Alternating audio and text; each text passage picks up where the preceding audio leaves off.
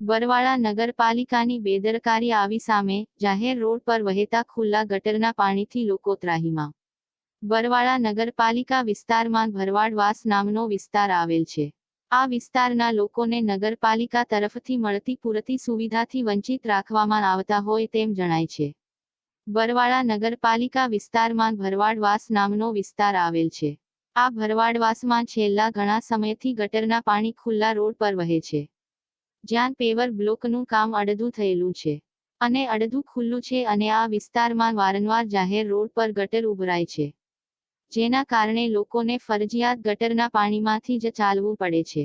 આ રસ્તેથી શાળામાં અભ્યાસ કરતા બાળકો તેમજ આ વિસ્તારમાં રહેતા નાગરિકોને ચાલીને જવા માટે ખૂબ જ પરેશાની વેઠવી પડે છે.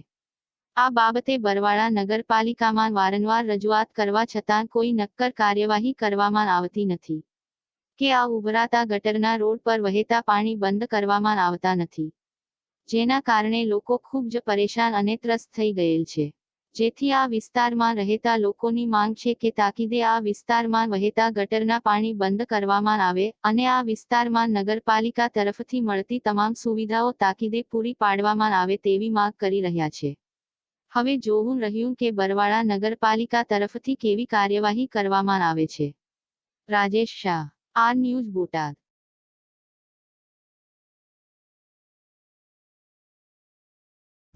કપુભાઈ, શું પ્રશ્ન છે? આ પાણી ભર્યું એનો આ પાણી ભર્યોનો પ્રશ્ન છે. શેનું પાણી છે આ?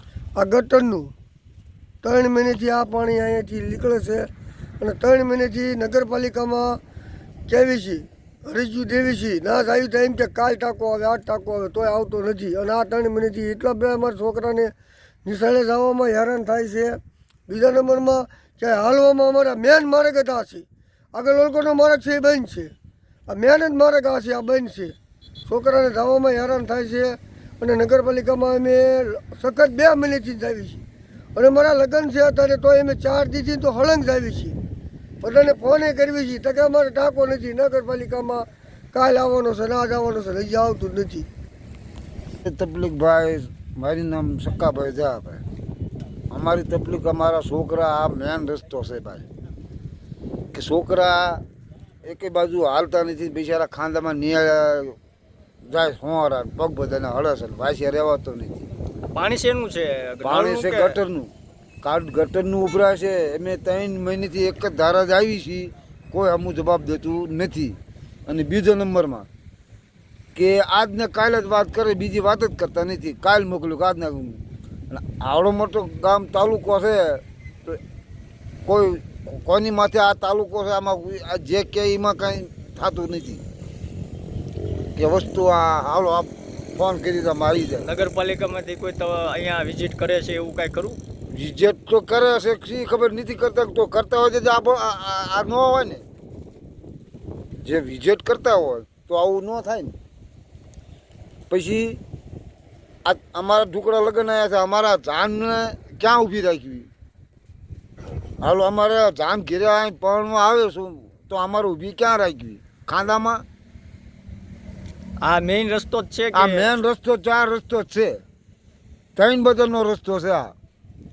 આ મુખ્ય રસ્તો છે જે બીજા રસ્તાઓને જોડે છે. હા, આમાં ઉતારા દેવા. હવે કઈ ટાઈમ બજારું છે આમાં, કઈ અમારા શેરીમાં ઉતારો અને ક્યાંથી લેવું?